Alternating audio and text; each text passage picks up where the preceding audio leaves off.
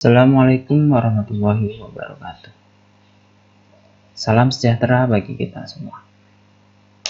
Selamat pagi mahasiswa program studi pendidikan bahasa Indonesia angkatan pertama tahun 2020 ya.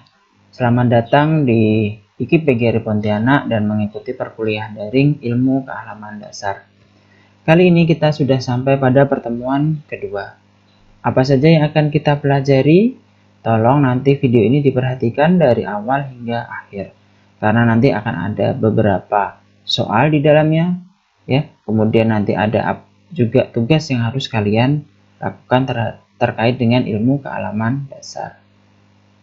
Tujuan pembelajaran ilmu kealaman dasar pada pertemuan kedua kali ini adalah mahasiswa dapat menjelaskan pengertian ilmu kealaman dasar. Mahasiswa dapat menjelaskan kedudukan ilmu kealaman dasar, menjelaskan cakupan ilmu kealaman dasar, menjelaskan tentang alam pikir manusia, menjelaskan tentang perkembangan alam pikir, menjelaskan tentang sejarah pengetahuan manusia. Nah, pengertian IKD sendiri adalah ilmu kealaman atau sering disebut sebagai natural science. Merupakan ilmu pengetahuan yang mengkaji tentang gejala-gejala dalam alam semesta, termasuk di muka bumi ini, ya. Sehingga terbentuklah sebuah konsep dan prinsip yang esensial. Contoh, bagaimanakah kalian bisa tahu bahwa hari akan hujan? Tentu kalian mengetahuinya dengan tanda-tanda alam, yaitu mendung. Kemudian muncul pertanyaan lagi, bagaimanakah mendung bisa terbentuk? Ya kan? Mendung seperti apakah yang menyebabkan hujan? Nah, IKD atau ilmu pengetahuan alam itu bisa menjelaskan bagaimanakah hujan ini bisa turun, ya. Nah, kemudian bagaimanakah kalian bisa tahu bahwa air laut akan pasang? Kapan pasang tertinggi? Yaitu ketika bulan purnama. Kenapa itu bisa terjadi? Karena adanya gaya gravitasi bulan. Ya, jadi bulan kemampuan gravitasinya yang tinggi menyebabkan air laut naik. Nah, ini semua adalah ilmu pengetahuan alam. Yang menjadi pertanyaan bagi kalian adalah kalian dari program studi bahasa Indonesia. Tapi kenapa Pak kami harus belajar IKD? Karena siapa tahu di antara kalian akan menjadi penulis. Siapa tahu di antara kalian akan menjadi guru. Siapa tahu di antara kalian akan menjadi wartawan. Ketika kalian menyampaikan keilmuan terkait dengan sains, kalian sudah mengetahui dasar-dasarnya. Jadi ketika artikel, tulisan, ataupun buku yang kalian buat nanti akan sangat bermakna apabila kalian sudah mempelajari ilmu pengetahuan alam. Pengelompokan ilmu kealaman dasar. Ilmu pengetahuan ya kealaman dasar ini dikelompokkan ke dalam 3 kelompok besar. Yang pertama adalah ilmu alamiah atau natural science, ilmu-ilmu pengetahuan sosial, social science atau biasa kalian sebut sebagai IPS, kemudian ilmu pengetahuan mengenai budaya, the humanities. Ilmu pengetahuan alam atau natural science adalah ilmu-ilmu alamiah yang bertujuan untuk mengetahui keteraturan-keteraturan yang terdapat dalam alam. Ya, untuk mengkaji hal ini digunakan sebuah metode yang disebut sebagai metode ilmiah dengan menentukan hukum yang berlaku mengenai keteraturan-keteraturan itu.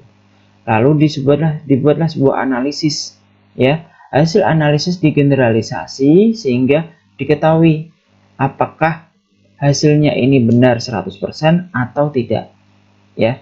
Jadi ilmu pengetahuan alam ini adalah bagian terpenting karena dia ada pembuktian, ada penelitian. Nah, yang kedua, pengelompokan yang kedua adalah ilmu pengetahuan sosial atau social science. Ilmu pengetahuan sosial bertujuan untuk mengkaji keteraturan-keteraturan yang terdapat antara hubungan manusia dengan manusia yang lain atau hubungan antar manusia. Untuk mengkaji hal ini digunakan sebuah metode ilmiah sebagai pinjaman atau penjamin dari ilmu alamiah. Jadi metode ilmiah tadi ya digunakan juga di dalam ilmu pengetahuan sosial ternyata. Ya, jadi dasar IPA dan IPS itu ada kesamaannya yaitu metode ilmiah. Kenapa? Bedanya kalau di IPA bisa 100% benar, ya, bisa 95% benar. Tapi kalau di IPS karena berkaitan dengan manusia, ya, pasti ada perubahan dari waktu ke waktu. Contoh saat ini pembelajaran daring. Dulu tidak ada pembelajaran daring kan? Sekarang ada pembelajaran daring. Pengaruhnya apa? Adanya rasa kejenuhan siswa. Adanya keinginan siswa rasa kangen untuk masuk ke sekolah. Ya kan? Itu adalah hubungan antara manusia dengan manusia. Hubungan guru dengan siswanya, ya. Contoh, Bapak tidak tahu posisi kalian saat ini di mana. Bisa jadi kalian di kamar kos, bisa jadi kalian di kafe, bisa jadi kalian dimanapun, ya. Bapak tidak tahu posisi kalian, ya. Tetapi ketika kalian ke sekolah, semuanya di sekolah. Ketika kalian di kampus, semuanya di kampus. Kita ketemu di kelas, ya. Jadi hubungan interest ini berpengaruh, ya. Ilmu sosial dipengaruhi oleh banyak hal. Contoh, bagaimanakah pandemik ini mempengaruhi ekonomi? Ya, ekonomi saat ini sedang terpuruk karena adanya pandemi. Namun, ada beberapa upaya yang sudah dilakukan pemerintah kan? Nah, ini pengaruh dari pemerintah terhadap ekonomi, pengaruh pemerintah terhadap manusia atau masyarakatnya. Ini semua dipelajari dalam ilmu pengetahuan sosial. Ilmu pengetahuan budaya, ya, untuk memahami dan mencari arti kenyataan yang bersifat manusiawi. Untuk mengkaji hal ini digunakan metode pengungkapan peristiwa-peristiwa dan kenyataan yang bersifat unik yang kemudian diberi arti.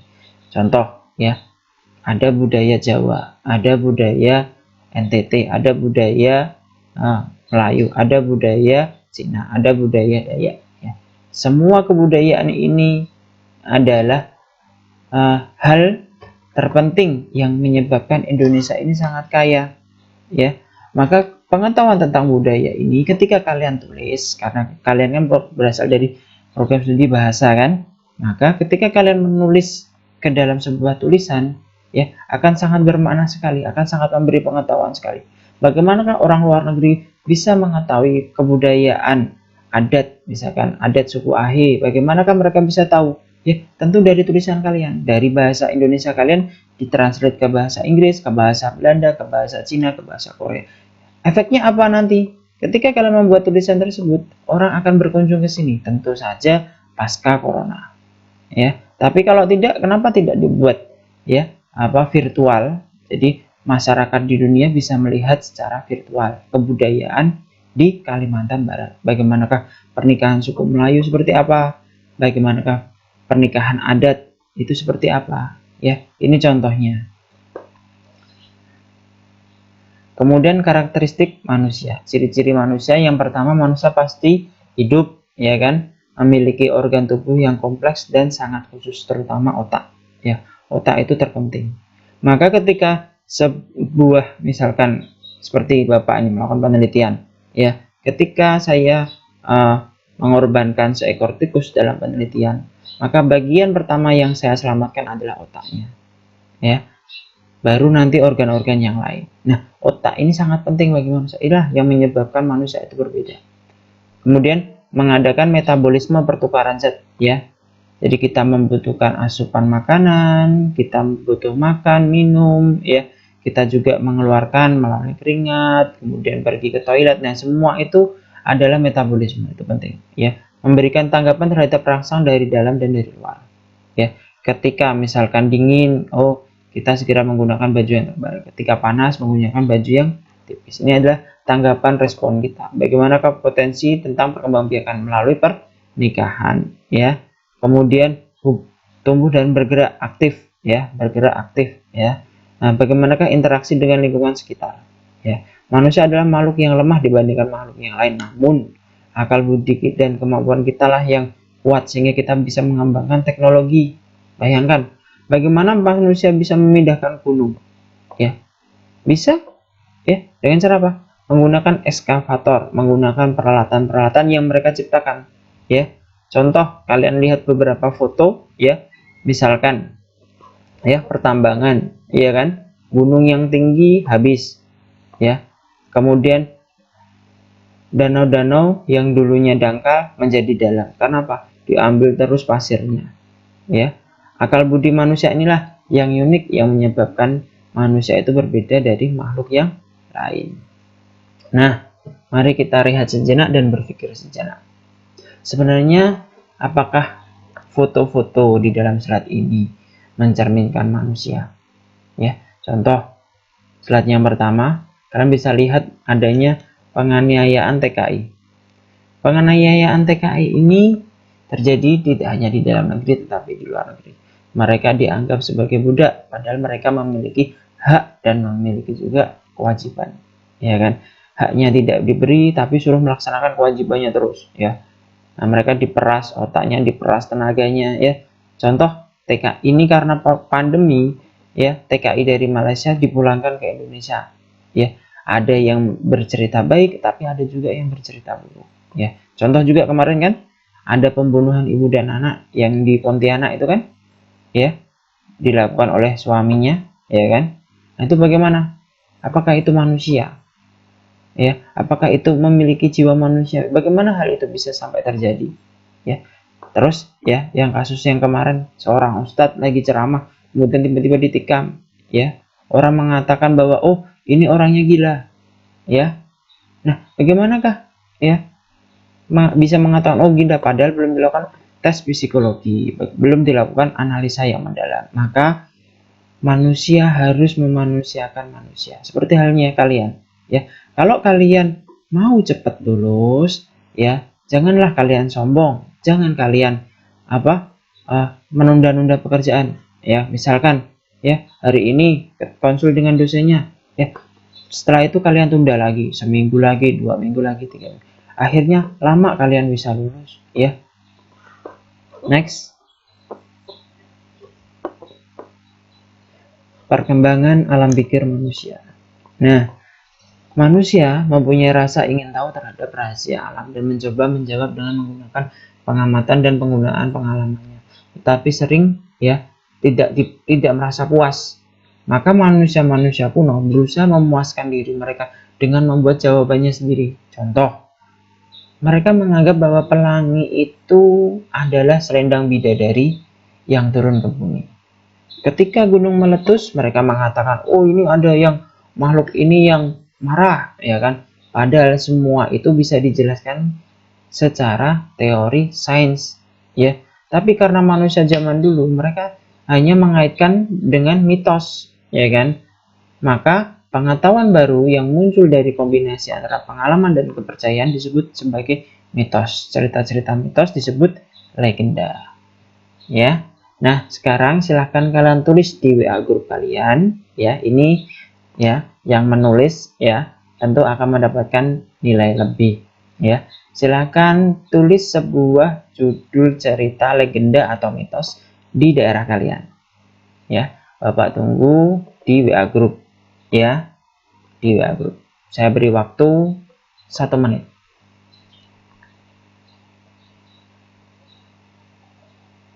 Oke, sudah? Ya, itu pertanyaan pertama. Next. Sains palsu, ya.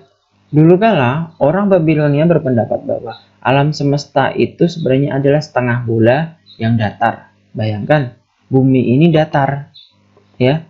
Lantainya itu di bawah, langit itu di atas, ya. Bentuknya seperti kubah. Nah, ini ada gambarnya sebelah kanan, ya. Kanan kalian. Nah, itu ada bumi itu flat, ya. Sementara awan atau apa itu adalah seperti kubah, ya. Karena mereka belum bisa menjelaskan, ya. Mereka belum memiliki pengetahuan tentang itu, ya. Namun yang menakjubkan bagi mereka adalah ketika planet itu berputar, ya, perhitungan 1 tahun itu ternyata mereka sudah menghitung 365,25 hari. Pengetahuan orang Babilonia ini, ya, mereka menduga-duga, ya, menduga-duga dan menghubung-hubungkan, maka disebut sebagai sains palsu. Mereka melakukan dugaan-dugaan, ya, mereka dugaan-dugaan, mereka melakukan perhitungan-perhitungan, ya, walaupun sebenarnya pada saat itu mungkin ada yang sudah menemukan kebenaran tetapi belum terungkap, ya kan, ya. Jadi sainsnya termasuk sains palsu. Nah, apa sih Pak beda pure science sama applied science? Ya, sains murni sama sains terapan, ya. Panca indera akan memberikan tanggapan terhadap semua rangsangan yang mulai dari tanggapan menjadi suatu pengalaman. Ya, pengalaman kalian akan terakumulasi ya oleh karena adanya rasa ingin tahu. Ya, yang menyebabkan mahasiswa berhasil atau tidak adalah kemampuan rasa ingin tahu dia. Semakin dia ingin tahu, semakin dia bisa, semakin dia memperdalam pengetahuannya.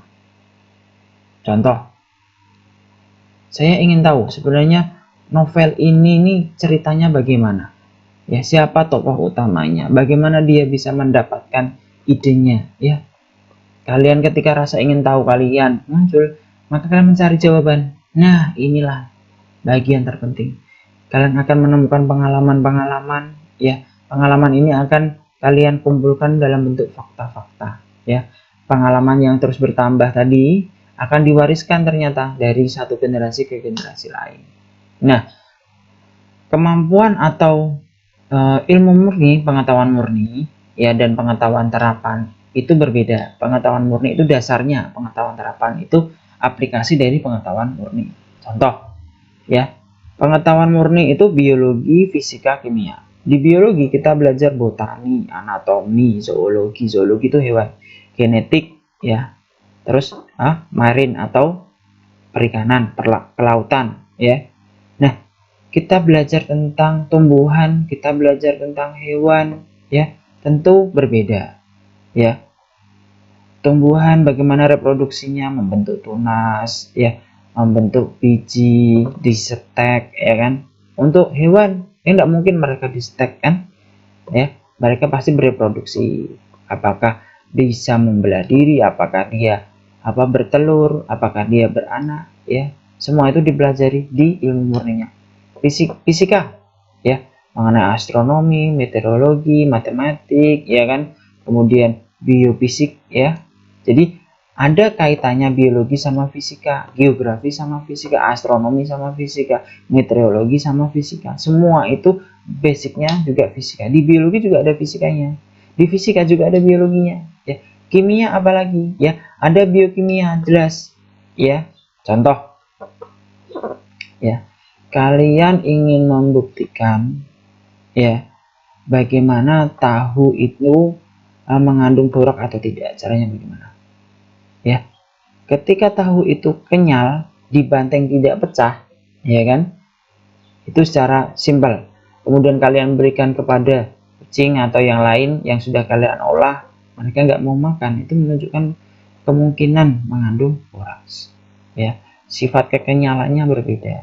Ya, bagaimana mengetahui struktur tanah? Contoh, kalian bangun rumah di tanah gambut sama rumah di tanah keras berbeda.